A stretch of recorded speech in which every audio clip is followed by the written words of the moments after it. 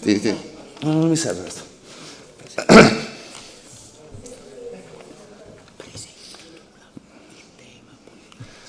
Allora, buongiorno a tutti, intanto grazie di essere qui. Facciamo questa conferenza, presenteremo il database della rete d'abuso, ma facciamo una premessa, cioè oggi abbiamo, forse una cosa che è sfuggita, un equivoco, abbiamo due binari di giustizia, non in Italia, in tutto il mondo. Uno è il binario, quello ecclesiastico, cioè quello che fa riferimento alla, tra virgolette, Costituzione della Chiesa, che sono i 10 comandamenti. Il secondo è quello della giustizia umana, cioè quella che tutela, che è la giustizia dell'uomo. In Italia, in particolare, manca la parte della giustizia dell'uomo, cioè quella delle leggi dello Stato, che poi andremo a vedere meglio. Adesso parto un attimo con il primo video che abbiamo, che è un videomessaggio dei genitori delle vittime, dei sopravvissuti italiani, con scusate, la loro delusione. Desidero esprimere alle vittime la mia tristezza, il mio dolore per i traumi che hanno subito e anche la mia vergogna, la nostra vergogna, la mia vergogna, per la troppo lunga incapacità della Chiesa di metterle al centro delle sue preoccupazioni. Prego e preghiamo insieme tutti: a te Signore la gloria, a noi la vergogna. Questo è il momento della vergogna. Sono la mamma di Eva Sacconago, che ci ha salutati per sempre nel 2011 a causa di ciò che le fece vivere Suor Mariangela Farè, ora ex suora. È stata confermata la condanna di 3 anni e 6 mesi dalla Cassazione per abusi sessuali, mentre stalking e violenze private sono andati prescritti. Sono il papà di Eva Sacconago di Bustorsizio. Vorrei solo puntualizzare che Papa Ratzinger ricevette lettere sull'orribile caso di mia figlia e che durante gli anni del processo anche Papa Francesco ebbe modo di seguire la vicenda sia su quotidiani nazionali che in TV, ma nessuno ci contattò. Mio figlio a 12 anni è entrato in seminario di Legionari di Cristo. È stato abusato da padre Vladimir Reséndiz. Nonostante la condanna di 6 anni e 6 mesi, non ha scontato né sconterà un giorno perché è trasferito in Messico. Papa Francesco sapeva e non ha fatto niente per noi. Sono la mamma della vittima di Don Francesco Caramia. Il giorno di Pasqua mio figlio ha sentito suonare le campane e ha avuto un attacco di panico. Il Papa non ha fatto niente per noi. Mio figlio è stato molestato da Don Vincenzo Calain Pirotta, il quale, dopo la condanna in primo e secondo grado e motivazioni confermate in Cassazione, si è salvato grazie alla prescrizione del reato. Il prete non è mai stato ridotto allo stato laicale, mentre noi siamo sempre stati additati come dei calunniatori. Il vescovo, nonostante le dichiarazioni pubbliche di vicinanza alla vittima, ha permesso che si facesse una fiaccolata in favore dello stesso prete. Sono la mamma della vittima di Don Mauro Galli. La diocesi in tribunale ha scelto di difendere il prete mettendo in campo contro di noi 8 avvocati. Unica arma, screditare la vittima e apostrofarci come ipercattolici perché andiamo a messa la domenica. Nel frattempo, nonostante la Congregazione per la Dottrina della Fede avesse tutta la documentazione e le prove che Monsignor Delpini aveva insabbiato tutto, Papa Francesco ha nominato Monsignor Delpini quale arcivescovo di Milano. Sono il papà della vittima di Livio Graziano. Nonostante all'epoca fosse domiciliare, continuava a stalkerizzare mio figlio sui social, su Facebook, su WhatsApp e su altri mezzi di comunicazione. Quando mi sono rivolto a Monsignor Spinillo, vescovo di Aversa, che ha avuto un colloquio con Zuppi, sono stato tacciato di essere un rompicoglioni. Sono la mamma della vittima di Don Giuseppe Ruvolo. Il vescovo Rosario Gisana ha insabbiato questo caso. E il caro Papa, il giorno prima di un'udienza determinante per la condanna di questo prete, ha elogiato pubblicamente il vescovo dicendo: quest'uomo è stato perseguitato, calunniato, ma lui sempre fermo, uomo giusto. Sono la mamma di 2 ragazzi che da bambini sono stati abusati da un prete nostro amico. Da quel momento non sono più riuscita ad entrare in chiesa, mi prendono gli attacchi di panico. Sono una suora violentata da un prete in Africa mentre ero in viaggio per recarmi in una farmacia lontana attraverso foreste per rifornire l'ospedale di farmaci. 2 notti si pernottava in una missione.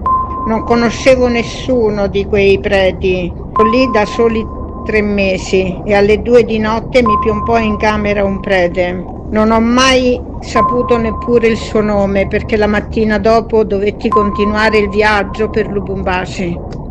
Io sono Eric Zattoni, figlio del prete pedofilo Don Pietro Tosi, deceduto nel 2013. Io e mia madre abbiamo chiesto a Papa Francesco che questo sacerdote venisse ridotto allo stato laicale e ciò purtroppo non è avvenuto. Papa Francesco e tutti i componenti del Vaticano l'hanno lasciato morire a sacerdote. Sono il papà della vittima di Caramia Francesco. Siamo stati massacrati dai suoi avvocati e dai suoi seguaci e il Papa non ha fatto niente. Sono la moglie della vittima di Don Carlo Bottero. Mio marito continua ad avere esaurimenti nervosi a causa degli abusi sessuali subiti. La Chiesa e il Papa non hanno mai fatto nulla per lui. Questi sono solo alcuni dei familiari di bambine e bambini abusati in Italia dal clero cattolico. La rete d'abuso conta 4.254 vittime in Italia. 1.028 preti su 31.000 sono predatori sessuali. Questa è l'eredità che ha lasciato Francesco. Cosa farà il nuovo Papa?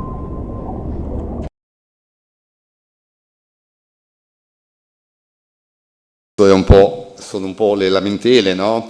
Che poi arrivano giustamente dalle famiglie delle vittime, lamentele che vanno a pesare tutte sul Papa, ma ripetiamo, perché è importante questo concetto di fondo, che non ha validità solo in Italia, ha validità in tutto il mondo. Il Papa può fare le leggi per il Vaticano, nel solo Stato del Vaticano, e queste leggi possono essere, cioè devono essere attuate poi dalle gerarchie.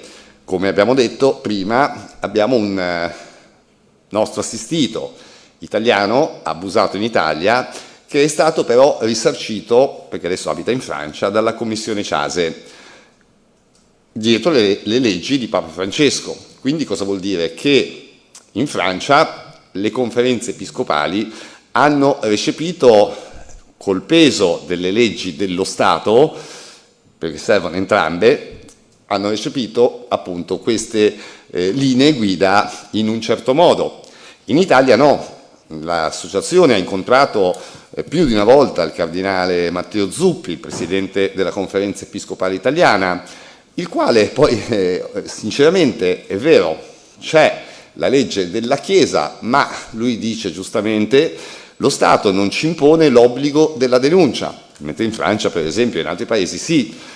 Quindi perché dobbiamo denunciare i preti che vengono denunciati presso gli sportelli diocesani alla giustizia?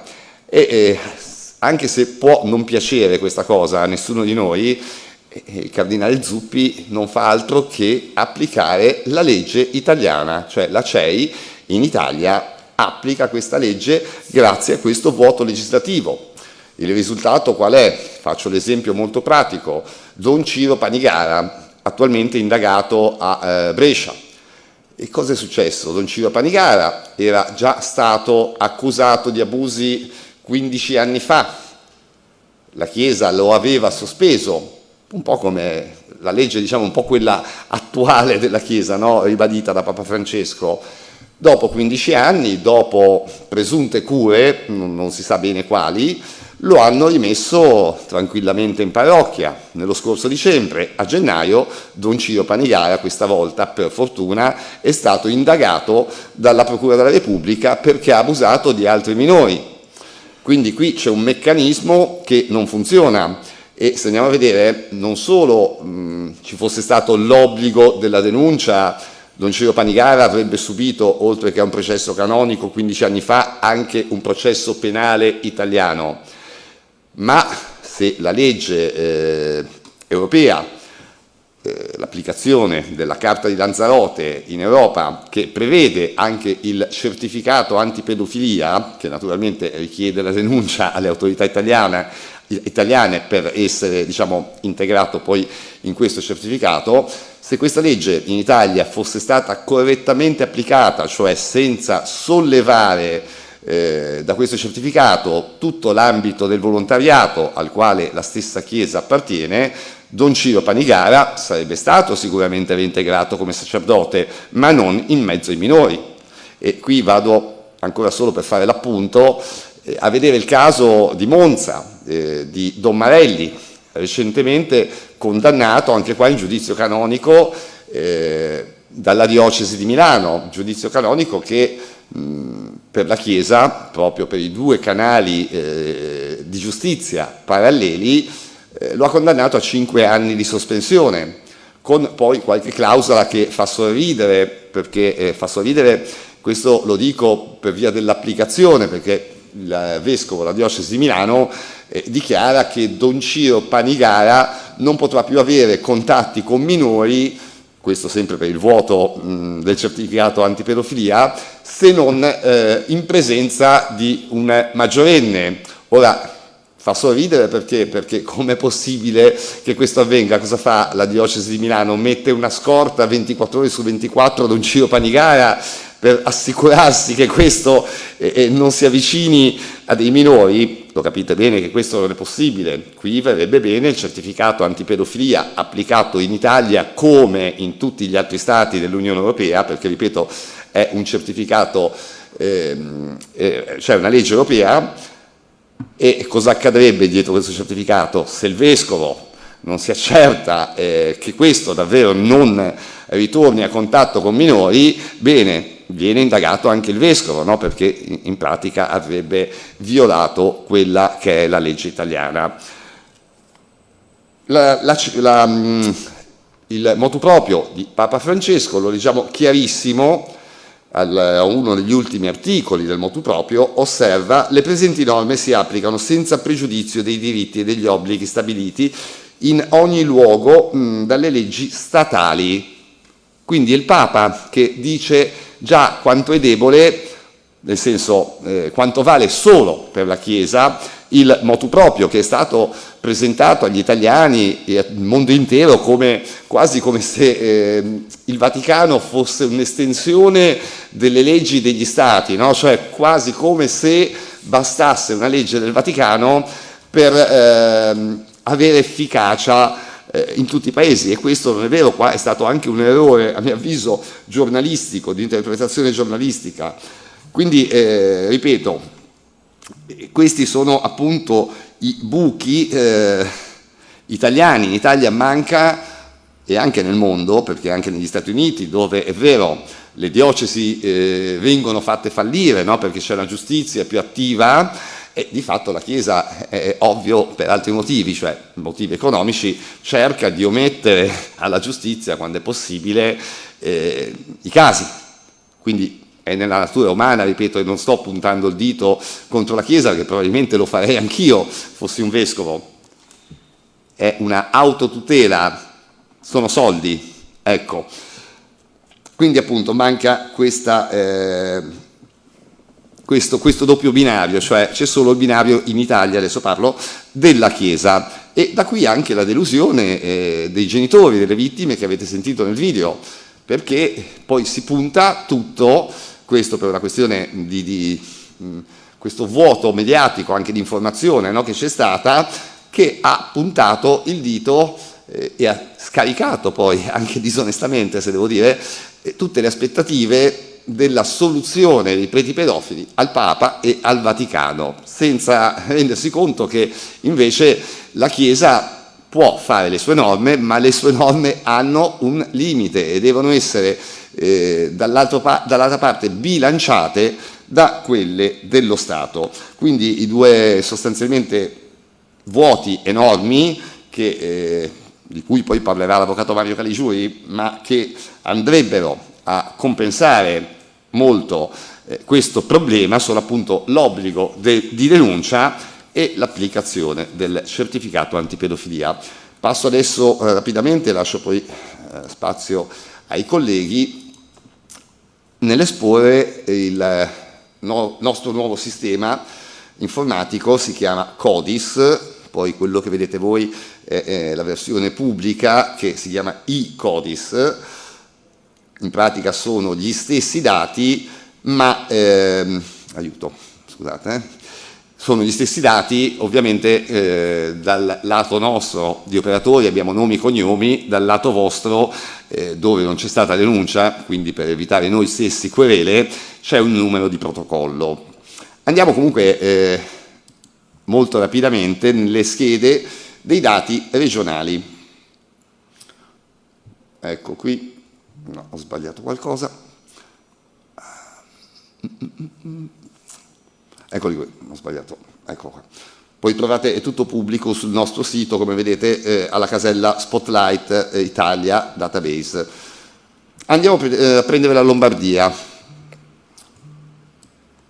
Un secondo che la carica.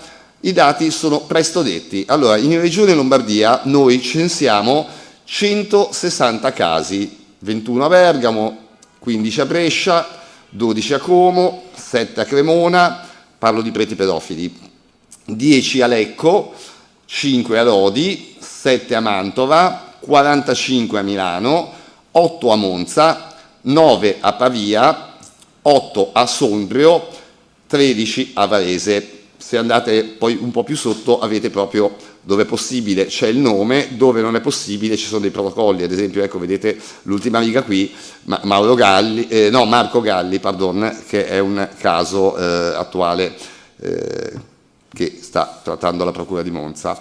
Dicevo, di questi 160 casi andiamo al lato opposto, un sommerso della Chiesa, cioè di questi 160 pedofili che sono accertati perché, ripeto, non c'è il nome per evitare delle querele, perché non c'è stata mai la denuncia all'autorità giudiziaria, quindi ci verremo querelati, ben 90 sono il sommerso. Questi dati li avete raccolti dal 2000 in poi? Esattamente, sono i dati degli ultimi... Sì, adesso ci arrivo. Comunque, un sommerso di 90 casi su 160, lo capite che è enorme? È più della metà. Abbiamo attualmente, di questi 160 casi, 4 sono stati denunciati, aspettiamo cosa succeda, 13 sono gli indagati, abbiamo attualmente 6 condanne in primo grado, quindi...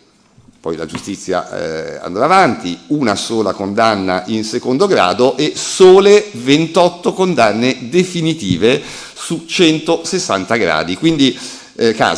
Questo è purtroppo il bassissimo livello di efficienza della giustizia, perché qua poi se non ci sono le leggi anche la magistratura ha le mani legate, perché più di tanto non può fare, non può intervenire anche davanti alla palesità.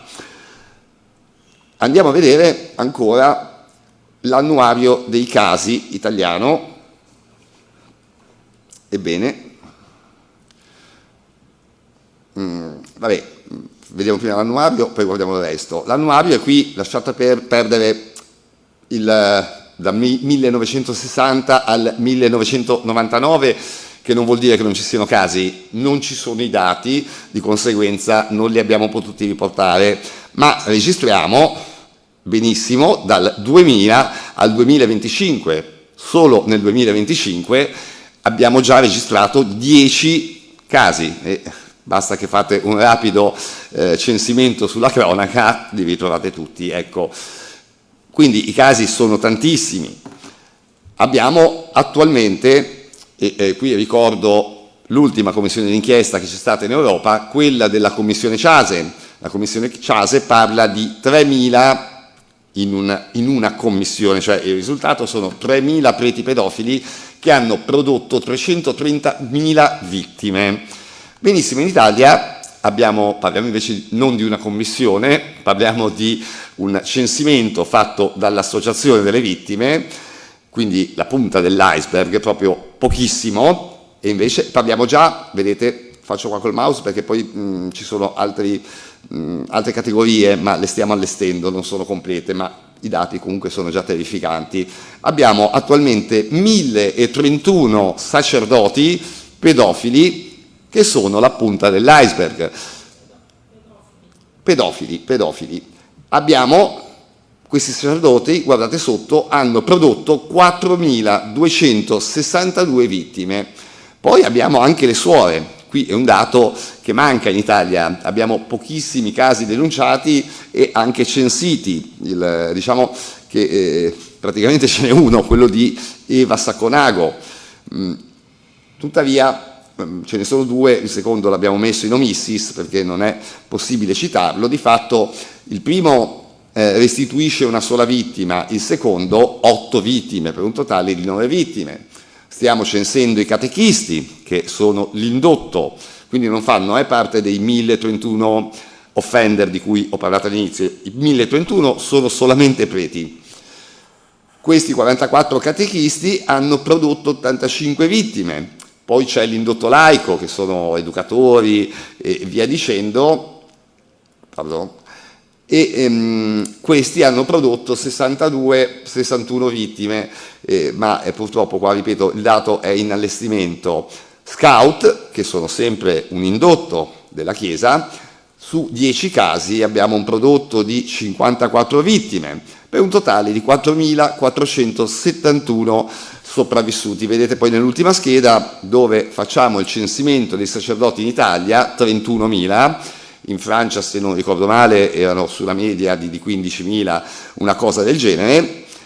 Bene, 31.000 sacerdoti con un numero di offender pari a 1.031 dà un'incidenza percentuale del 3,33%, che è un dato, questo poi potrà esprimerlo meglio Federico Tulli, che è certamente più esperto di me e da più anni di me segue queste cose, dà un dato che è davvero enorme, perché parliamo di solo emerso, spontaneo. Quindi una commissione d'inchiesta, anche questa il governo dovrebbe impegnarsi a farla, non so che dato tirerebbe fuori. E poi chiudo, questi vuoti legislativi non ci marcia solo la Chiesa, ci marciano tutti i pedofili in Italia e i cittadini italiani non sono 31.000. Sono sempre i numeri che avete citato. Sì, che è una cifra enorme. La Commissione Ciase ha fatto uno screening di 70 anni. Quindi 1.031 sono i pedofili e 1.149 il totale di pedofili più non pedofili? Allora, 1.149 sono i sacerdoti, più le suore, più i catechisti, più l'indotto laico, più gli scout. Sì, sono tutti pedofili, però siamo carenti al momento, questo database. Voglio dire, quando c'è una testimonianza della suora, no? Che Sì. ovviamente la suora non è una ragazzina. No. Non avete il totale poi degli offender? No. È difficilissimo censire i dati, è un database che stiamo ancora allestendo sulla parte laica e vogliamo farlo bene, non vogliamo dare dei numeri a caso, quindi però appunto rilevo che questo è importante, questo problema, questi vuoti legislativi non li sfrutta solo la Chiesa, li sfruttano anche, esempio, questo vuoto legislativo del certificato antipedofilia è applicato anche nelle associazioni sportive di volontariato. Ora provate 2 minuti a mettervi nella testa di un pedofilo che non può più andare nella scuola perché lì c'è il certificato, non può più andare nei posti dove viene bloccato dal certificato, ma questo cerca i ragazzini, Dove va? Va nel volontariato. Se è furbo, va nella Chiesa, perché si tutela maggiormente. Sa che nella Chiesa, qualora venisse scoperto, questa non lo denuncerà mai, per i motivi che abbiamo detto, ma lo allontanerà, cioè sposterà il pedofilo, un po' come sta facendo con i preti adesso, sposta il problema da una parrocchia a un'altra, però, ripeto, non c'è nessuna garanzia, anzi, è l'esatto opposto, la scienza medica lo dice tranquillamente, basta intervistare un qualunque medico, è estremamente difficile curare anche in terapia i pedofili, qualunque tipo di pedofilo, perché c'è un rifiuto di esserlo, e comunque sia nei pochi casi di successo questi assolutamente non possono essere reintegrati insieme ai minori. Quindi capite che anche le leggi del Papa qui hanno un valore nell'applicabilità che è pari a zero. Passo adesso la parola all'avvocato Mario Caligiuri.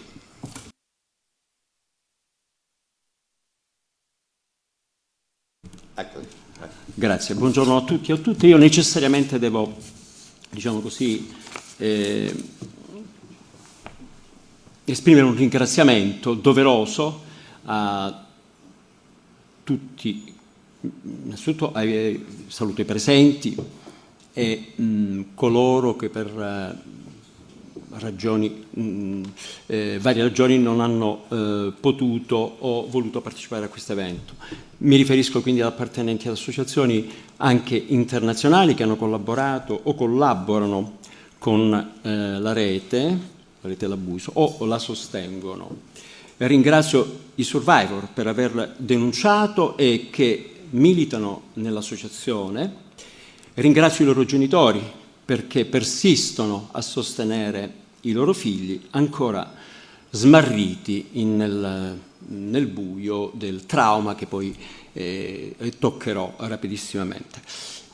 Ringrazio in particolare, dopo la sala stampa estera che ci ospita, in particolare tutti gli appartenenti al coordinamento Italy Church 2, che ovviamente si muove e concretamente dibatte e produce cultura su queste tematiche. Ringrazio anche le associazioni internazionali come ECA, ringrazio anche SNAP, ringrazio associazioni quale Cotulevi che opera in Sicilia e ringrazio Nosiai Abus che opera qui in Italia. Un ringraziamento, e vado rapido, va al giornalismo d'inchiesta, che è fondamentale per informare, fare cultura sui diritti negati delle persone piccole, delle donne, delle persone poste in posizione di vulnerabilità, non solo nei contesti religiosi e di vita consacrata, ma in ogni spazio della vita sociale, frequentato da bambini e bambine, dalla parrocchia alla scuola, alla famiglia. Oggi ci troviamo nella condizione che per fare cultura sui diritti occorre controinformare, come è stato fatto con i podcast che si sono posti questo problema e hanno coinformato la confessione e la scomunica. Per questa ragione devo doverosamente ringraziare le giornaliste Ludovica Eugenio, Federica Turn, Emanuela Provera, Federico Tulli, Piero Elisa Rizzo, Giorgio Faletti, Stefano Feltri e altri. Ringrazio, non in ordine di importanza, anche la garante dei minori del Lazio, la dottoressa Monica Sanzoni, che ha a cuore queste tematiche e attivamente si pone per affrontarle e la risolvere. Un altro ringraziamento, sempre non in ordine di importanza, permettetemi, va all'avvocata Eleanna Parasiliti, all'avvocata Irina Mendolia, e all'avvocato Giovanni Di Giovanni. Con loro mi sono ritrovato e mi ritroverò ad Enna, prima ad Enna poi a Caltanissetta, a far parte per la rete l'abuso del pool difensivo a sostegno di Antonio Messina e dei suoi genitori nel processo contro il sacerdote Antonio Rugolo, giunto al secondo grado di giudizio, condannato, come sapete, in primo grado a 4 anni e 6 mesi, se non ricordo male. E ci rivedremo quindi il 26 e il 27 e il maggio, e il 26 vi sarà la prima udienza che sarà celebrata nei confronti del vescovo Gisana, Rosario Gisana, che è accusato di falsa testimonianza, unitamente poi coimputato con un altro religioso. Quindi vi è una stretta interconnessione fra questi due procedimenti che pongono al centro la credibilità, a cui si faceva riferimento, della Chiesa, istituzione, nello specifico e nelle realtà territoriali. E su questo vogliamo essere molto chiari, noi non abbiamo nessuna posizione contrapposta alla Chiesa, anzi, ci poniamo questo problema e l'abbiamo raccolto all'interno della Chiesa. Il popolo di Dio, i veri credenti, hanno interesse al cambiamento e noi sosteniamo questa lotta estremamente difficile, quasi impossibile sotto certi aspetti. Quindi io credo che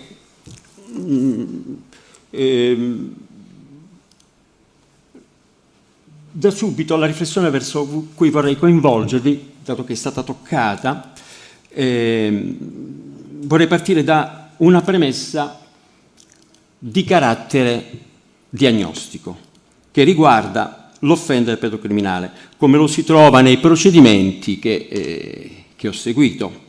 Non ho la pretesa, naturalmente, di voler apparire detentore di un sapere clinico. Peraltro mi sono consultato con chi questo sapere lo macina bene e che ha una determinata competenza, per cui sono delle verifiche che ho fatto su quello che poi vi dirò. Quindi spetta agli esperti della salute mentale, ma devo dire qualcosa da avvocato che da molti anni si occupa di questa materia e collabora con psicoterapeuti, appunto, e consulenti esperti nella difesa legale di vittime di abusi sessuali, su cui ritengo sia fondamentale coinvolgervi, anche per le domande che sono state poc'anzi formulate sulla questione dell'offendere pedofilo, pedocriminale, eccetera. E quindi io appunto ritengo sia fondamentale, soprattutto in un contesto come questo, dove le parole, le definizioni pesano. Quindi noi abbiamo come riferimento il DSM-5, che è il manuale diagnostico di riferimento per la psichiatria, e distingue in modo netto la parafilia dal disturbo parafilico. Arrivo al punto. La parafilia da sola, quindi, non è considerata una patologia, si tratta di un interesse sessuale atipico, talvolta eccentrico, ma che non implica necessariamente malattia né comportamenti illeciti. Però c'è una questione da precisare, che è questa: il confine che si oltrepassa quando tale interesse produce sofferenza clinicamente significativa per il soggetto, o soprattutto quando produce danni verso terzi. Ed è in questa seconda condizione che parliamo di disturbo pedofilico, che si manifesta non solo con fantasie, ma con comportamenti attuati nei confronti dei minori d'età, configurando reati gravissimi, non peccati, reati gravissimi. Poi saranno anche considerati negli ambiti specifici dei peccati. In ambito clinico, quindi, la difficoltà maggiore, e questo è il punto, come sottolineano studiosi della materia a livello globale è che molti di questi soggetti non avvertono disagio per il contenuto delle proprie fantasie o azioni, ma solo per le conseguenze penali o sociali. In altre parole, non provano colpa, non sviluppano empatia per le vittime. E proprio per questo, anche quando iniziano un percorso terapeutico, tendono a mentire, a manipolare e dissimulare. Noi ce li troviamo nelle aule a rappresentare convintamente posizioni incredibili, con una facilità, con un nonchalance che sembra che vengano diretti, eterodiretti da qualcosa che credo che faccia parte di quest'altro aspetto del ragionamento. Alcuni specialisti che appunto hanno collaborato alla formulazione del DSM-5 hanno chiarito che il piacere sessuale in questi casi è spesso strutturato in modo patologico e rigido, legato a copioni mentali che escludono la relazione autentica. Quindi quando questi soggetti esprimono una sorta di connotazione umana nella relazione, cercano paradossalmente la trasgressione, l'umiliazione o addirittura la sofferenza dell'altro. È una rappresentazione concreta di una discontinua falsificazione per portare cosa? Per portare godimento. Non si tratta solo quindi di una devianza, ma di un sistema psichico disumanizzante che trasforma la vulnerabilità della vittima in fonte di eccitazione. In ambito giudiziario assistiamo purtroppo ad una grande difficoltà sistemica nel gestire queste situazioni. I centri terapeutici specializzati nel nostro paese, poi arriviamo ai centri a cui si faceva riferimento, sono pochi. Le misure alternative alla detenzione non sono sempre controllate in modo efficace e manca spesso un collegamento strutturato fra giustizia, sanità e mondo ecclesiastico. In definitiva, questi soggetti, per le caratteristiche su cui poc'anzi mi sono soffermato, con molta probabilità, usciti da un contesto di controllo, che sono di sedicente controllo, che sono le case dove vengono transitoriamente indirizzati da coloro che hanno interesse a sollevarsi da determinate responsabilità, che sono i vescovi, e accade che il risultato che si viene a determinare che molti soggetti affetti da quel disturbo appunto pedofilico vengono spostati, protetti o occultati, soprattutto in questi ambienti, senza che vi sia una reale presa in carico terapeutica. E poi c'è un altro dato, che i professionisti che si occupano di queste problematiche risentono in un modo condizionante e inevitabile che si tratta di un confratello che comunque può essere recuperato. Quindi immaginate il condizionamento che viene a determinarsi. E questo rappresenta, a mio avviso, una forma gravissima di intrinseca e inespressa complicità istituzionale che espone bambini, bambine, ma anche donne e uomini maggiorenni, come si dice, a questo rischio. Questo punto va spiegato. Vorrei quindi concludere con due proposte su questo passaggio che nascono dall'esperienza concreta di chi lavora in questi contesti e soprattutto a fianco delle vittime. Bisogna formare delle figure interdisciplinari, previa rimessa in discussione radicale di questi luoghi, per poterli ritenere in grado di portare a termine rassicurante questi percorsi difficilissimi. Questi soggetti riescono a manipolare il terapeuta, riescono a provare piacere a manipolarlo e mentono. Vi dico anche perché, e lo dico perché sono stato autorizzato a farlo. In una vicenda che stiamo seguendo, un religioso, un prete, un consacrato, una volta che viene acquisita la prova inconfutabile della sua responsabilità, perché poi di fatto ha dovuto ammettere nel corso del procedimento canonico la propria responsabilità, incontra il genitore di 2 ex bambine che erano state appunto vittime degli assalti che si realizzavano. Questi assalti si realizzavano in prossimità, cioè nella vicinanza dei loro genitori, cioè nella dimensione domestica. Significa consumando i pasti, significa creando quella condizione di godimento a cui prima facevo riferimento. Arrivo al punto. Dopo un sofferto andamento traumatico che ha trafitto anche i genitori, oltre che queste 2 vittime dirette, ha chiesto questo incontro. Nell'incontro ha esternato una sorta di resipiscenza e ha sottolineato, e abbiamo la prova documentale, che mai prima di allora aveva realizzato, e naturalmente né dopo, aveva realizzato queste condotte.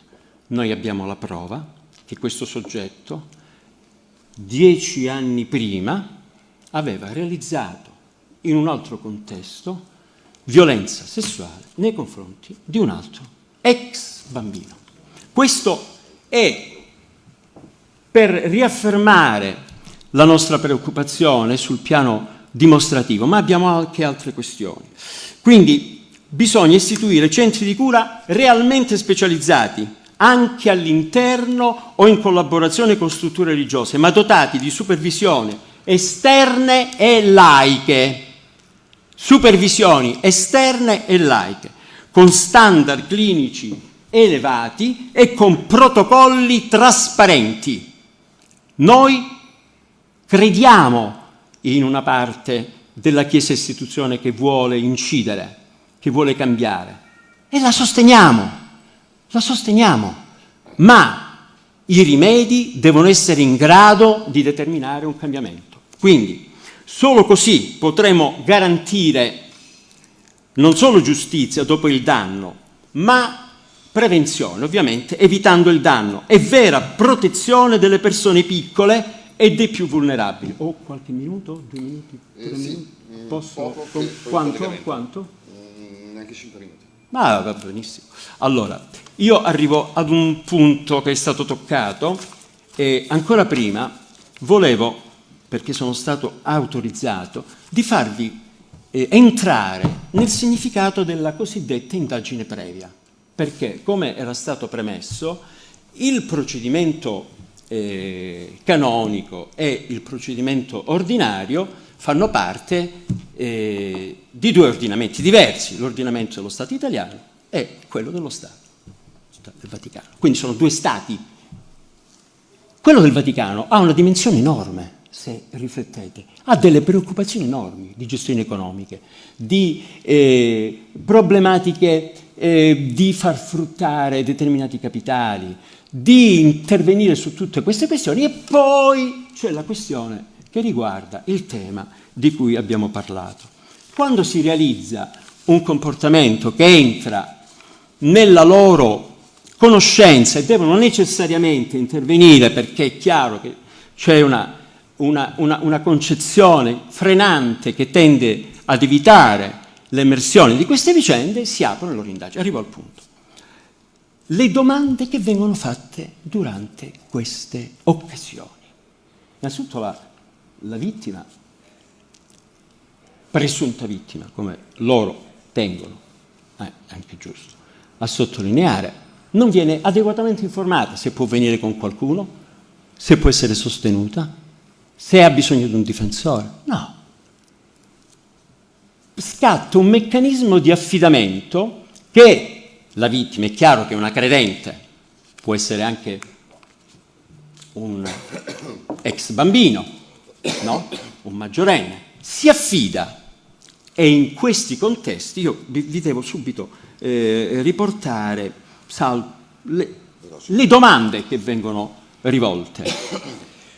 Una di queste è: come mai lei non ha reagito? Parliamo di una violenza sessuale realizzata, c'è anche, ci sono tutta una serie di prove, come si dice in determinati contesti, inconfutabili. Lei dice: ci sono stati segni di resistenza da parte vostra. Una persona sequestrata, una donna maggiorenne, chiusa in un bugigattolo, non so se esiste ancora questo termine, chiede aiuto dopo essere stata chiusa in questo luogo. E qui tutta una serie di domande. Quello che preoccupa fondamentalmente è che determinate informazioni possono essere riutilizzate nei contesti ordinari. Arriviamo al punto della proposta e chiudo, un minuto. Prima si parlava della necessità dell'obbligo di denuncia. Potete capire che, ragionando con un condizionale ipotetico, se si fosse sporta la querela o la denuncia nei circuiti ordinari, non nei loro circuiti, come di fatto nel 2019, se non sbaglio, correggetemi, è stata data questa falsa rappresentazione dell'obbligo di denuncia al loro interno, molti di questi fatti non avrebbero innanzitutto stimolato le vittime, incoraggiate le vittime ad emergere, ma molti di questi fatti non si sarebbe denunciato, perché non è necessario, diciamo così, fare in modo che ciò accada. Vado rapidissimamente al testo. Esiste nel nostro codice, già la rete più volte si è occupata di questa evidenziazione, l'articolo 364 del Codice Penale, che è rubricato in omessa denuncia di reato da parte del cittadino. Ci sono tutti i presupposti, volendo, di poter integrare questo articolo, e che recita: il cittadino, avendo notizia di un delitto contro la personalità dello Stato per il quale la legge stabilisce l'ergastolo, nonché dei delitti di violenza sessuale in danno di minore, e ovviamente ci riferiamo agli infradiciottenni, di atti sessuali con minorenne, quando procedibili d'ufficio, di corruzione di minorenne, di adescamento di minorenni, di prostituzione minorile, di pornografia minorile, di detenzione di materiale pornografico, non ne fa immediatamente denuncia all'autorità indicata nell'articolo 368, è punito con la reclusione fino ad 1 anno e con la multa. Questo dettato vale per tutti, nessuno escluso. Io credo che mi debba fermare qui per ragioni di tempo. Grazie ancora e buona continuazione. Eccoci qua, bene. Abbiamo Antonio Messina, Eliana Parasiliti e Pier Elisa Rizzo in collegamento da Enna. Mi sentite? Sì. Ciao Francesco, buongiorno a tutti. Aiuto, non sentono loro. Mettere il microfono vicino. Aspetta, sì. Allora. Parlare, scusate, c'è un problema col microfono. Sì. Buongiorno a tutti. Buongiorno. Si sente? Volume. Francesco? Io da qua. È il massimo. Un attimo che alziamo il Scusate, volume. ma allora, io sono al massimo. Parlate? Mi sentite? Sì, noi ti sentiamo, Francesco. Sentite adesso? Anche noi, va bene così. Prego. Buongiorno a tutti, vi abbiamo salutato altre volte, buongiorno ai colleghi, a voi. Da chi iniziamo, Francesco? Prego, vedete voi. Allora, Antonio. Sì, sul punto, Francesco, su cosa, se mi vuoi introdurre, posso un po' Ma vedete un attimino voi sul tuo specifico caso, ecco, penso che abbiate seguito la diretta sul sito della Stampa Estera, direi di essere attinenti un attimo. Liberamente. Va bene, dico io mi presento brevemente per i giornalisti presenti, sono Antonio Messina e sono la vittima di Don Giuseppe Rugolo. Appunto il caso che ha già poco fa citato l'avvocato Mario Caligiuri, che è presente appunto nel collegio difensivo del processo che si è celebrato in primo grado ad Enna. Io ho denunciato Don Giuseppe Rugolo già nel 2014 al mio parroco, quando avevo subito gli abusi, e poi nel 2018 in maniera ufficiale al vescovo Rosario Gisana, che aveva dato seguito ad un'investigazione previa, così come di norma viene attuata, diciamo così, dalla normativa ecclesiastica, ma questa indagine previa poi si era conclusa in un nulla di fatto. Addirittura non era stato sentito il sacerdote, non erano state sentite le persone che io avevo indicato, e l'allora Congregazione per la Dottrina della Fede rispondeva al vescovo Gisana che non c'era una procedibilità da parte della Santa Sede, in quanto il caso non rientrava nella loro fattispecie giuridica, in realtà perché inquadravano gli abusi nel periodo precedente all'ordinazione sacerdotale di Don Giuseppe Rugolo. Io in realtà appunto denunciavo gli abusi che avevo subito dall'età di 16 anni, quindi dal 2009 sino al 2013, anche nella fase successiva all'ordinazione sacerdotale di Don Giuseppe Rugolo. Poi nel 2020 ho fatto la denuncia all'autorità giudiziaria e nel 2021 è iniziato il processo a Don Giuseppe Rugolo, che si è concluso a marzo dello scorso anno con una condanna a 4 anni e 6 mesi. Adesso è iniziata appunto l'udienza, sono iniziate le udienze in Corte d'Appello. Per quanto riguarda il caso specifico, nel corso del processo ci sono state delle chiaramente situazioni che sono state del tutto devo dire forse strane, delle ingerenze, dei tentativi di chiaramente condizionare il processo. Ricordo appunto a novembre del 2021, scusate, mi sentite? Sì. A novembre del 2023 Papa Francesco, appunto come avete anche sentito nel video in cui è intervenuta anche mia mamma, Papa Francesco si è espresso con parole di elogio nei riguardi del vescovo Gisana. Eravamo appunto in un'udienza importante del processo, poi il mio avvocato Leanna Parasiliti sarà più specifica sul punto, che a mio avviso ha fatto sì che i reati che io avevo denunciato quando appunto che riguardavano la mia minore età sono poi andati in prescrizione. Io poi in realtà nel novembre di quest'anno, dopo numerose richieste, dopo numerose lettere che io ho inviato anche a Dicastero per la Dottrina della Fede, a Dicastero per il Clero, a Dicastero per i Vescovi, io sono stato in realtà convocato da Papa Francesco, ma contro non è avvenuto, perché dopo essere stato convocato a novembre su indicazione della Commissione Pontificia per la tutela dei minori, Papa Francesco è deceduto e quindi non è stato più possibile incontrarlo. Quindi immagino che questo potesse essere chiaramente un segnale, ma non lo saprò mai.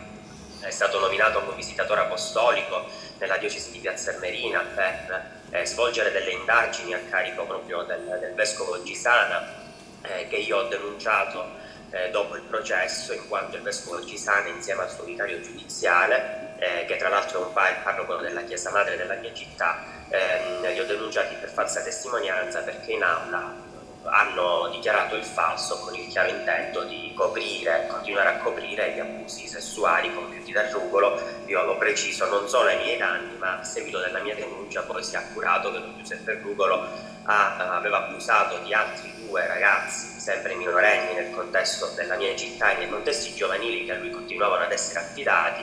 E poi pensate, quando io ho formalizzato la denuncia al Vescovo Gisana nel 2018, il Vescovo Gisana trasferisce dopo un anno Don Giuseppe Brugolo a Ferrara con il benestare del Vescovo Giancarlo Perego e del suo vicario giudiziale, Monsignor Manservici, lo trasferiscono nella parrocchia di Vigarano Mainarda, dato che lui comunque a lui veniva garantita anche l'alloggio nel seminario arcivescovile di Ferrara, e lì, anche nella parrocchia di Vigarano Mainarda, Don Giuseppe Brugolo era in costante contatto con i gruppi giovani della parrocchia, quindi organizzava attività continuamente, nonostante i chiari segnali che erano stati, chiaramente le chiare denunce che erano state da me appunto esposte al Vescovo Gisana, e comunque anche una cautela che la Congregazione per la Dottrina della Fede allora indicava a Rosario Gisana, il Vescovo della Diocesi, perché a Gisana diceva di comunque adottare dei provvedimenti che potessero attenzionare il sacerdote per evitare che entrasse a contatto con minori, cosa che invece Rosario Gisana non ha mai attuato e che appunto poi chiaramente è emerso anche negli atti del procedimento. Va bene, avete concluso? Francesco, non ti sentiamo. Hai ragione. Eccoci. No, chiedevo se avevate concluso, se avete ancora, se vuole parlare Leanna, Pierelisa, non so. Certo che parliamo. Prego. Allora. Sì, Francesco, molto brevemente, io intanto ringrazio per l'invito, saluto tutti i giornalisti presenti. Voglio dire che la stampa nella nostra vicenda ha avuto un ruolo determinante, perché intanto ha consentito a questo processo di diventare un simbolo, di fare un po' da pista rispetto a tutta una serie di casi che, almeno dalle nostre parti, in passato non venivano attenzionati con la giusta cura anche dal punto di vista giudiziario. Io colgo l'occasione molto brevemente, perché alla vigilia di una data così importante come quella del conclave, io dico che le petizioni di principio che fino ad ora abbiamo ascoltato servono a molto poco. Io credo che chi succederà a Francesco deve assumersi l'obbligo di introdurre misure concrete che consentano la punizione e soprattutto la segnalazione all'autorità giudiziaria da parte dei prelati che si rendono responsabili di reati così gravi. L'assenza nel nostro sistema di un obbligo di denuncia da parte dei sacerdoti, dei vescovi all'autorità giudiziaria costituisce un grosso limite sia per la prevenzione ma anche per la repressione di questi reati, perché come bene abbiamo visto spesso le vittime hanno difficoltà ad affrontare il processo dinanzi all'autorità giudiziaria italiana e preferiscono, per una questione anche di riservatezza, rivolgersi alle autorità ecclesiastiche, con la conseguenza che in mancanza di una denuncia, in mancanza di azioni concrete appunto anche di riduzione allo stato laicale del sacerdote, spesso poi questi reati arrivano alla prescrizione, come abbiamo sentito nella maggior parte dei casi. Quindi io spero veramente che tutto il lavoro che stiamo facendo possa essere utile affinché si prenda atto che il problema della pedofilia nella Chiesa è un problema reale, che deve essere affrontato in maniera seria e non semplicemente attraverso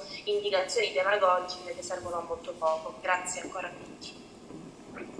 Non vedo più Francesco, forse non so se ci ascoltano ancora. Io sono sì, vi ascolto. Oh, grazie per Ciao, andate avanti, io sono Pierelisa Rizzo, sono il corrispondente dell'ANSA per la provincia di Enna e condivido quello che dice Leanna, che diceva l'avvocato Maraschini, rispetto al fatto che la stampa in questo processo ha avuto un ruolo molto importante, più che nel processo, nella possibilità di far emergere all'opinione pubblica tutto quello che avveniva in aula, in cui il processo si celebrava a porte chiuse e che viceversa non avrebbe avuto luce e quindi non avrebbe, sensibilizzato le coscienze, perché io sono stata denunciata 3 volte dal sacerdote poi condannato per diffamazione diffusione di atti procedurali tutte le querele sono state archiviate, ma con me c'è stato anche Francesco, la stessa vittima Antonio. Dico, le querele sono state tutte archiviate e opposte, me ne resta adesso solo una perché le prime due sono state definitivamente archiviate. Questo perché? Perché c'è sempre un tentativo, proprio per evitare quel pubblico scandalo che nel caso della vicenda di Enna ormai è davvero, come dire, planetario, considerato il fatto che proprio il vescovo Gisana viene intercettato dalla polizia e ammette candidamente di avere insabbiato tutto nella vicenda di Antonio. E quindi la stampa, mi sembra una cosa particolare che noi oggi, questa conferenza stampa alla quale noi avremmo potuto partecipare in presenza, ma c'è stato impossibile, dico, mi sembra una cosa particolare che noi questa conferenza la facciamo proprio nella sala stampa estera, perché da parte dei colleghi giornalisti esteri c'è sempre una grande attenzione a queste tematiche, considerate così che insomma la preoccupazione di Gisana, del nostro vescovo, che esprime ai genitori di Antonio, è quella che la vicenda di Antonio arrivi su Facebook. La vicenda di Antonio è arrivata su New York Times e su altri giornali di caratura internazionale, quindi l'importanza della stampa rispetto alla sensibilizzazione dell'opinione pubblica, perché considerate che da noi all'inizio di questa vicenda le mamme hanno organizzato una raccolta firme, non sappiamo contro chi, perché comunque a sostegno sicuramente del sacerdote, ma dico, le indagini le ha fatte la polizia, la squadra mobile di Enna e insomma la procura di Enna, quindi hanno organizzato una raccolta firme proprio per screditare non solo Antonio, che era il protagonista perché era insomma colui che aveva denunciato, ma l'avvocato che lo seguiva e me che scrivevo. Quindi ecco, grazie ai colleghi che continuano a seguire, noi tenteremo, lo faremo fino alla fine, di tenere accesa la luce su questo caso come altri, ne abbiamo altri in Sicilia, scusate, che stiamo seguendo, non per spirito di protagonismo, ma per raccontare una verità e sensibilizzare l'opinione pubblica a una piaga che devasta decine di giovani, ma anche decine di famiglie. Grazie a voi per il vostro lavoro e a presto.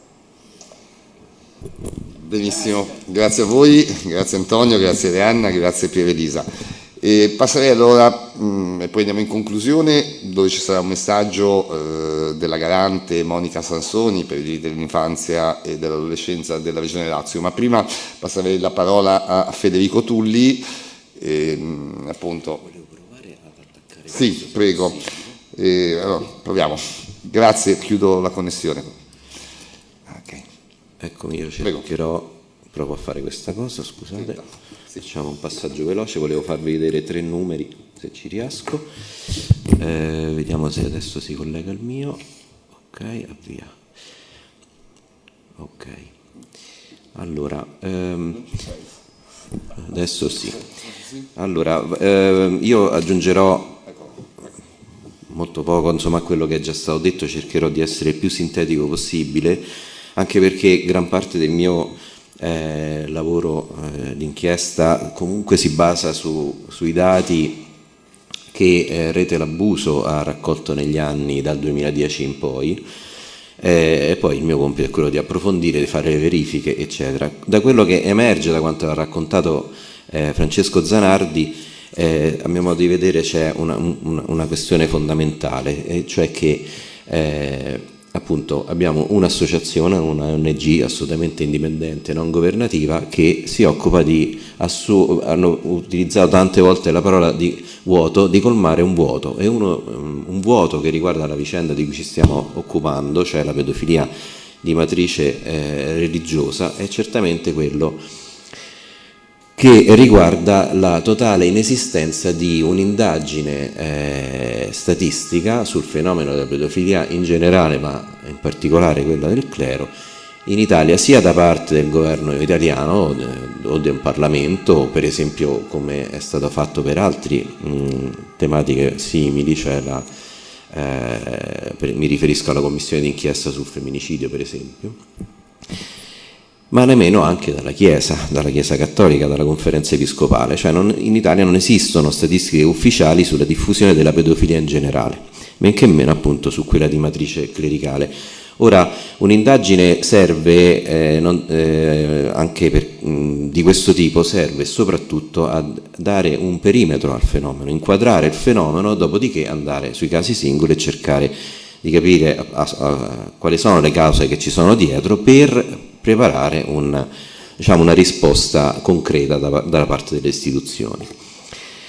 Nel mio piccolo sul Left, lavorando appunto a partire dai dati di Rete l'Abuso, ma anche su fonti giornalistiche, documenti, testimonianze, sentenze passate in giudicato, ho fatto una piccola inchiesta che comunque è durata 1 anno e mezzo per poter arrivare a conclusione, che mi ha permesso di estrapolare questi dati. Cioè, nel nostro paese dal 2000 al 2023 sono stati scoperti, sono stati denunciati 146 casi di pedofilia nel clero, 113 sono state le condanne definitive, 516 le vittime accertate, ma nel numero delle vittime, questo è il numero per difetto, non sono comprese quelle di pedopornografia perché è stato impossibile calcolarle.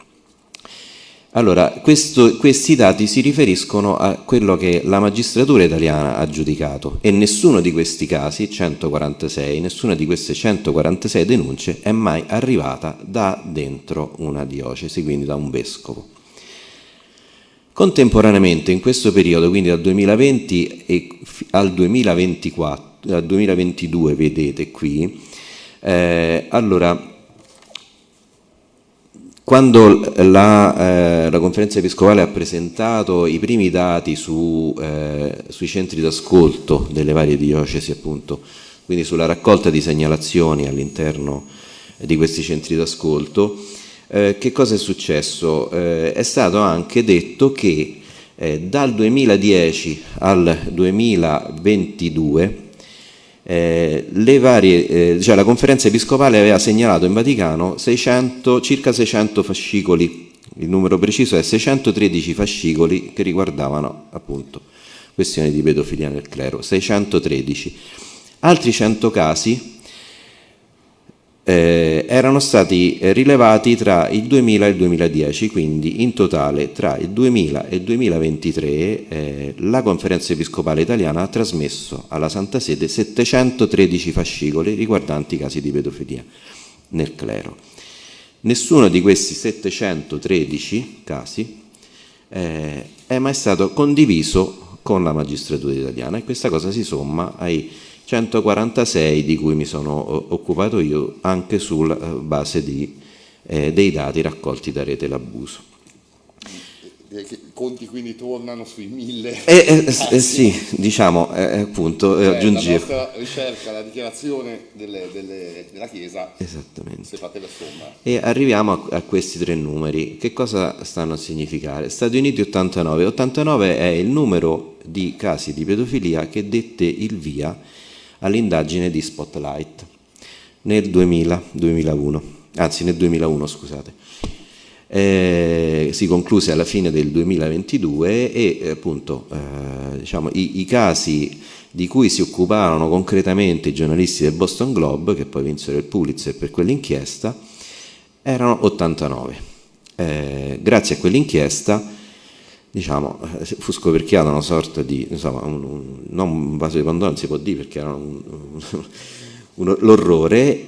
Tantissime vittime americane presero coraggio e negli Stati Uniti si cominciò ad affrontare la questione molto concretamente. Quella questione ha impiegato un po' di anni per attraversare l'oceano, nel senso che sì, in Italia se ne parlò molto, ma comunque solo circa 10 anni dopo, con le prime inchieste in Irlanda, in Germania, in Olanda, in Belgio, eccetera, allora anche l'Europa prese coscienza del fatto che nella Chiesa Cattolica c'è un problema che va avanti da decenni, se non da secoli. 70 è il secondo numero, Francesco l'ha nominata più volte, la commissione SIAS in Francia, che è stata poi resa pubblica, cioè i cui risultati sono stati resi pubblici alla fine del 2022, se non ricordo male, sì, partì da una segnalazione di 70 casi ed è arrivata appunto a una stima per un periodo di circa 50 anni di 3.000 possibili sex offenders tra sacerdoti, laici, consacrati, eccetera, eccetera, e direttamente legati ai sacerdoti una stima di 210.000 vittime. 70, 89, qui da noi, dopo 859 casi, quindi i miei 146 miei, li dico così, li metto così, più di 700 errotti trasmessi dalla Conferenza Episcopale alla Santa Sede, senza che questi poi fossero trasmessi a loro volta alla magistratura italiana, ancora non si è mosso nulla, nel senso che appunto non c'è stata nessuna reazione sia da parte, non c'è stata nessuna reazione dalla parte delle autorità preposte italiane. Che direi che sono poi gli insabbiatori attivi, perché la vera attività di insabbiamento è da riportare al governo italiano, che in questi anni, malgrado le cifre pubbliche, non interviene. Scusa l'interruzione. No, ecco, io qui mi collego anche a quello che ha detto l'avvocato Caligiuri, e cioè è bene ribadire che la cosiddetta giustizia ecclesiastica si fonda sulla convinzione che il più violento dei crimini nei confronti di un bambino o di una bambina, ma anche nei confronti di un adulto o comunque di un minore che ha più di 14 anni, quindi un atto violento è considerato tutt'oggi un delitto contro la morale. Okay? Anche se Ratzinger, il Papa, insomma, Benedetto XVI, da Papa Emerito, per primo utilizzò il termine crimine, comunque si riferiva a un crimine morale. Qui in Italia la violenza sessuale, e sessuale lo metto molto tra virgolette perché di sessualità non ce n'è, dove se c'è violenza certamente non c'è sessualità.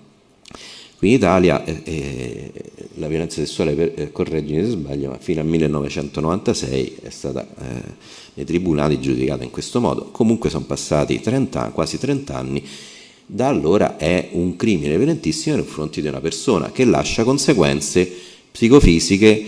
Loro si definiscono sopravvissuti perché la moderna psichiatria, che va anche oltre le definizioni statistiche del DSM, dice che si tratta di un omicidio psichico innanzitutto. Le vittime mediamente, e questo è stato calcolato in uno studio ad ampio raggio in Australia, impiegano mediamente 33 anni per realizzare quello che da bambini hanno subito e intanto iniziare a comprendere come mai per tutta la vita fino a quel momento sono stati male, ma male è riduttivo come termine, omicidio psichico. C'è chi, lo psichiatra Massimo Fagioli, ha definito la pedofilia un annullamento della realtà umana del bambino. Questo annullamento appunto è la violenza prima di tutto psicologica che subisce il minore a all'età più delicata per l'evoluzione insomma della nostra realtà umana, no? Quindi un essere umano in formazione, ok.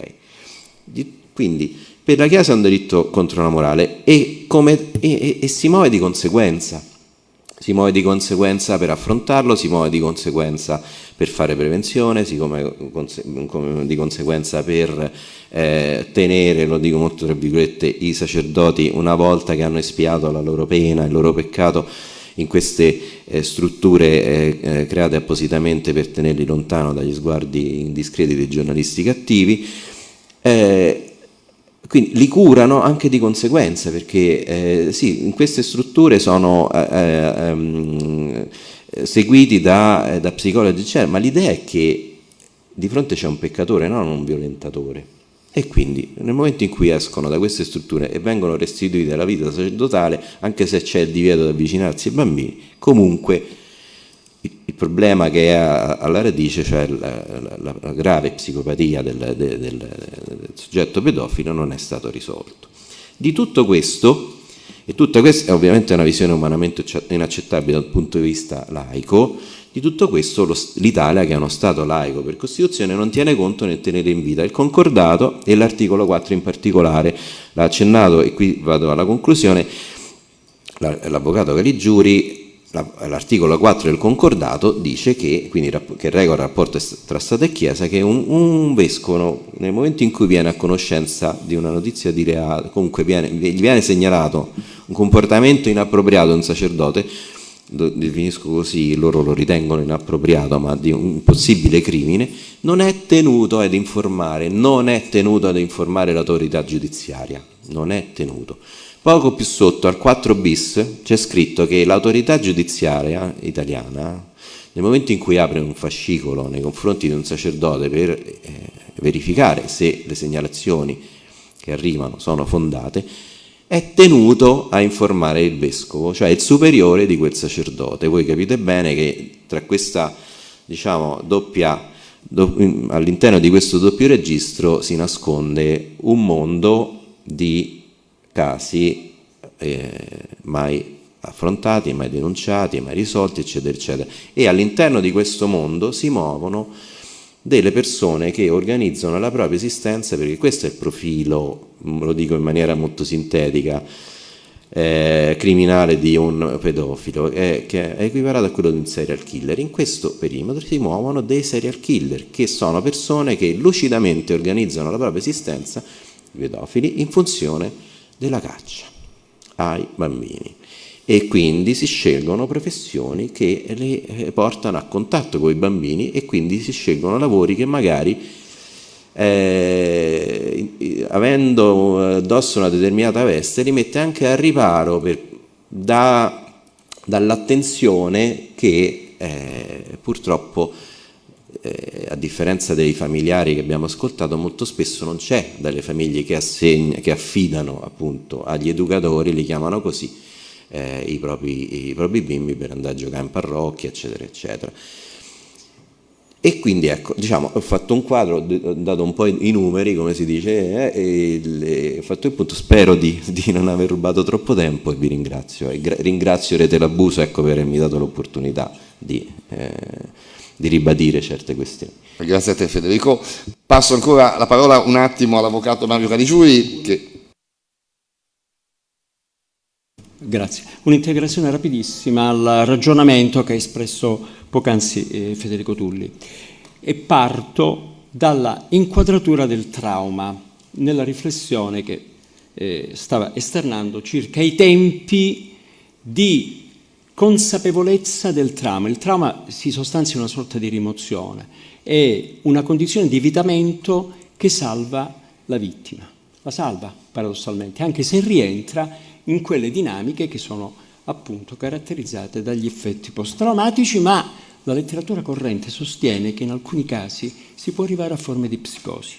E sapete bene di che cosa vi parlo. Io volevo completare il ragionamento con questo, che poi lega la questione dell'offender, la questione del pedofilo, relativamente ai rimedi che la legge dà. Consideriamo rapidissimamente una violenza sessuale agita nei confronti di una donna maggiorenne. Il trauma è il trauma. Il procedimento penale attuale assegna, a seguito di una delle ultime disposizioni, il Codice Rosso 219 del 69, il termine per sporgere querela passa da 6 mesi a 12 mesi. Ma se questo arco temporale per la letteratura generale è considerato in relazione ai tempi di maturazione del trauma come assolutamente insufficiente, quindi bisogna impegnarsi a considerare che questo termine, relativamente alla violenza sessuale agita nei confronti delle donne, è un termine assolutamente insufficiente.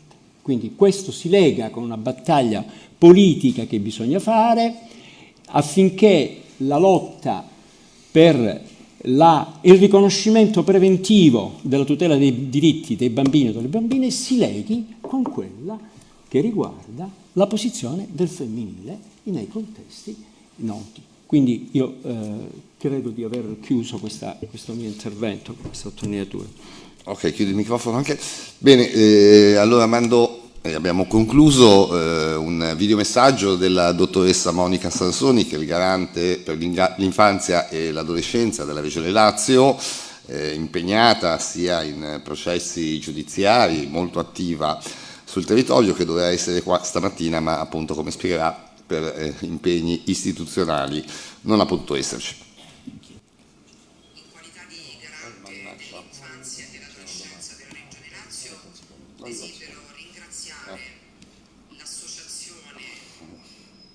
Allora sì, prego.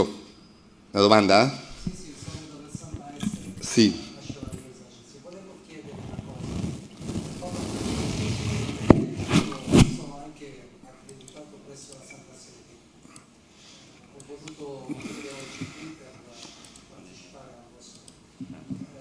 Volevo dire che noi abbiamo seguito tutti questi anni Papa Francesco, che era molto sensibile a risolvere questa questione, anzi ha sofferto molto.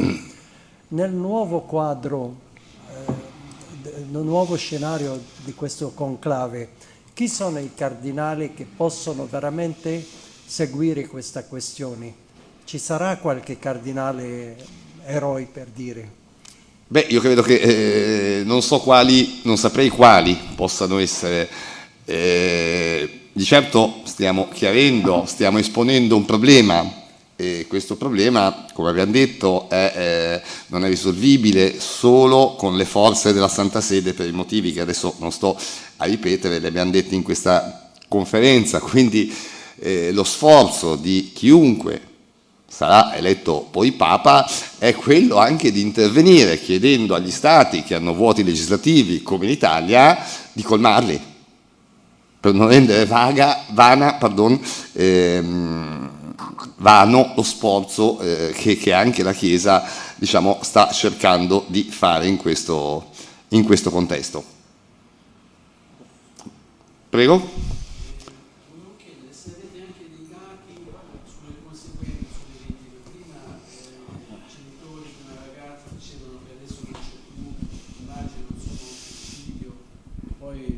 Parlava di esaurimenti nervosi, ecco, se ci sono dei dati sulle conseguenze. Una domanda anche breve, anche un po' forse ingenua, perché noi molto spesso ci muoviamo, no, per parlare di un argomento in base ai dati che ci vengono forniti, magari, non so, al Ministero dell'Interno sui reati, per dire, no? Oppure l'Istat, il Censis. Ecco, come mai non escono invece dei dossier relativi alla pedofilia? E alla fine, se l'esempio della diocesi di Bolzano può essere un esempio positivo, perché loro non hanno appunto aspettato una direttiva, ma si sono mossi, hanno fatto un'inchiesta che credo, insomma, sia un buon esempio, ecco. Allora, guardi, sulla diocesi di Bolzano le rispondo subito. La diocesi di Bolzano, adesso se vogliamo apriamo un attimo di nuovo il database, ma ha fatto un mea culpa in realtà di casi che però non ha mai denunciato all'autorità giudiziaria, casi di cui non si sa che fine hanno fatto i sacerdoti, casi di cui non si sa cosa è stato intrapreso nei confronti delle vittime. Ma io non so quanto possa poi essere sostanzialmente positiva questa cosa, ecco, di fatto lo vedo un po' come un insabbiamento, ma ritorniamo ai motivi precedenti, appunto sempre della mancanza di intervento dello Stato. Riguardo alle patologie, io adesso non so se i colleghi hanno qualcosa di più, le porto il mio esempio, e comunque l'esempio di un presidente che parla con tutti gli assistiti che abbiamo in associazione. Io denuncio, cioè maturo il mio trauma all'età di 40 anni, oggi ne ho 55, a 44 anni mi viene un tumore al colon di origine psicosomatica che mi ha devastato, perché oggi a 55 anni io sono invalido all'85%, senza cure, senza possibilità di niente, perché si traduce questa invalidità con 300 euro di pensione al mese che non bastano neppure per vivere. Le posso dire che tutti i nostri assistiti, poi i nostri medici mi hanno spiegato quello che poi, diciamo, è diventato anche abbastanza ovvio. Il secondo cervello dell'essere umano è proprio la fascia intestinale. Ora non tutte le vittime hanno tumori, vittime si devastano con alcol, droghe, sono devastate da patologie che prendono la fascia addominale, quasi tutte, cioè hanno tutti i problemi, e diciamo che il mio tumore è stata una fortuna perché c'è stata possibilità di intervenire su una patologia. Tante di queste persone non hanno nulla, ma hanno disturbi fortissimi, e qui torniamo sempre allo stato di abbandono proprio da parte dello Stato. e poi anche della Chiesa naturalmente, perché per esempio contiamo, qua ha fatto un ottimo lavoro Federico Tulli, che ha scritto anche un libro, contiamo in Italia ben 23 comunità dove curare i preti pedofili sul territorio italiano, non ce n'è una per curare le vittime, di fatto le vittime sono abbandonate dallo Stato, dalla Chiesa, dalla società. Per rispondere, non esiste appunto uno studio statistico, la domanda è molto importante, non ci sono dati numerici, quello che ricaviamo appunto per quanto riguarda le conseguenze vengono anche dalla lettura internazionale scientifica che si è occupato di studiare i singoli casi e riportarli, ecco, cioè raccontare appunto quali sono le conseguenze sia dello psico che anche fisico, come ci sta raccontando Francesco. C'è una carenza che sembrerebbe anche un'indifferenza, insomma, da questo punto di vista istituzionale. E c'era anche la prima domanda, però adesso io non mi ricordo la seconda, la prima me la ricordo, ho risposto di quella medica. Prego. Relativamente all'orientamento assunto dalla questione cui lei faceva riferimento, Bolzano-Bressanone. Tra l'altro io qui ho la sentenza che è stata emessa nel 2013 da questo tribunale, da cui chiaramente l'impulso a questo orientamento è stato determinato da come la diocesi ha affrontato queste problematiche. Quindi è sicuramente una soluzione costruttiva nel modo in cui sta avvenendo, no? È avvenuta, cioè la disponibilità a risarcire. Però devo dire che a mio parere, se qui abbiamo la necessità di riconoscere, di svelare, poi decostruire stereotipi anche culturali, no? Millenari, che rischiano di alterare appunto la realtà dei fatti per restituire dignità alle vittime. Cosa intendo dire? Che a mio parere dimostra una mancanza di coordinamento nelle realtà delle istituzioni ecclesiastiche, perché solo in è come se ci fosse l'autonomia regionale, per intenderci, l'autonomia regionale che dà a quella realtà diocesana questa facoltà. Qui si tratta di una questione molto seria che riguarda quello che è stato toccato, cioè le problematiche del trauma, la necessità di fare psicoterapia subito. Già questo è un problema per le garanzie del circuito, come viene definito il circuito della salute, gli investimenti, le problematiche che si intrecciano sul piano delle garanzie, dove il diritto alla salute emerge prevalentemente. Quindi quella è sicuramente da considerare un'iniziativa, però è statale, cioè non ha una forza, a mio parere, neppure trainante. È una autoproclamazione di qualcosa che si potrebbe fare, mentre invece agire su questi punti, riconoscere che ci sono questi limiti, anziché preoccuparsi solamente del problema della sessualità nelle scuole, dell'insegnamento delle scuole, che per carità quello che ha fatto il ministro Valditara, mi pare che si chiami, è sicuramente importante, però il problema della sessualità attira a sé altre problematiche, fra cui queste: perché non se ne parla, perché non si agisce, perché non si organizzano le commissioni parlamentari di inchiesta. Quindi c'è realmente una intenzione concreta di affrontare e risolvere il problema dei bambini e delle bambine in Italia, ma anche delle donne. Anche delle donne. Il trauma è il trauma. L'ignoranza sul trauma e sugli effetti invasivi, condizionanti. Si è parlato di somatizzazioni, ma non c'è solo un problema di somatizzazioni. Si tratta di qualcosa che deve essere assolutamente posto nelle condizioni di restituire alle vittime, ai sopravvissuti, una dignità. Quindi è un problema che vedremo come il nuovo Papa la risolverà. Il compito è notevole, perché le varie realtà si stanno organizzando, noi ci stiamo organizzando. Queste problematiche sono oggetto dei nostri confronti, delle nostre discussioni, degli studi che si vengono a fare. Quindi il nuovo Papa si troverà in questa condizione ancora più pressante e consolidata. Avvocato, microfono, chiudi. Come dicevo appunto, il messaggio, scusate, non riusciamo a connettere l'audio col proiettore, della dottoressa Monica Sansoni. In qualità di garante dell'infanzia e dell'adolescenza della Regione Lazio, desidero ringraziare l'associazione Rete l'Abuso per l'invito che mi è stato riservato presso la stampa estera di Palazzo Grazioli a Roma.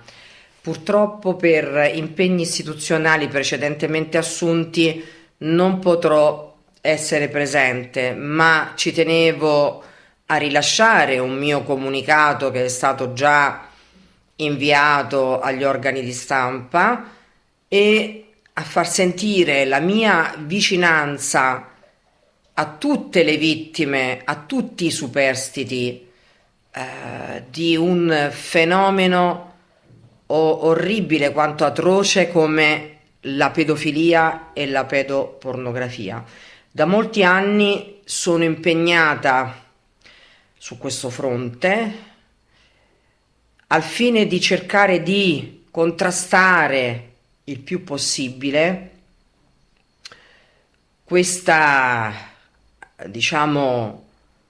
attività ai danni di bambini e di bambine, di ragazzi e di ragazze, che deve essere fermata in qualche modo. E tutte le istituzioni, non soltanto il Garante, sono chiamate ad intervenire.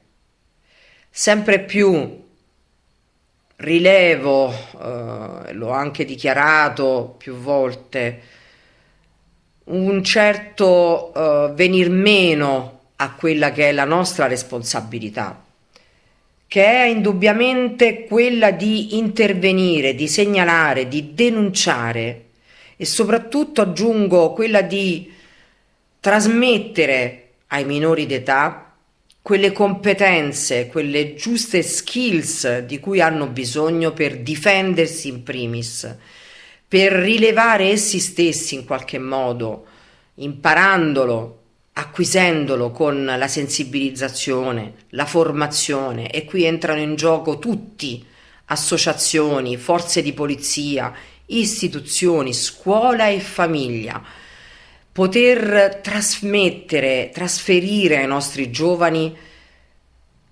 l'acquisizione di quelle che sono le attività illecite in merito appunto alla pedofilia e alla pedopornografia.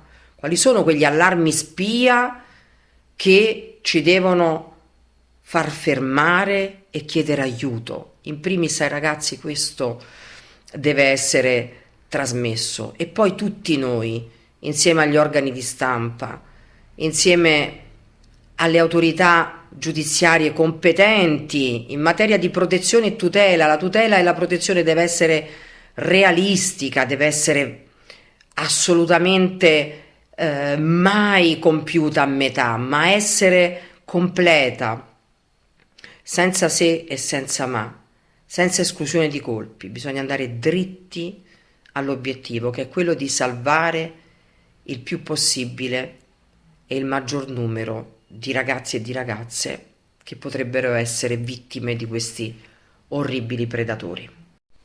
Per questo desidero augurarvi un buon lavoro. Oggi lì so che sono riuniti eccellenti giornalisti e auspico in una giusta ed opportuna informazione rispetto alla pedofilia e alla pedopornografia in tutti gli ambiti, come ho dichiarato anche nel mio comunicato. Come molti sanno, anche attraverso l'informazione, appunto, una giusta informazione si rileva la mia attività di contrasto e di prevenzione sul fenomeno della pedofilia, della pedopornografia, degli abusi sessuali a tutto tondo, diciamo, di cui sono vittime i nostri minori d'età.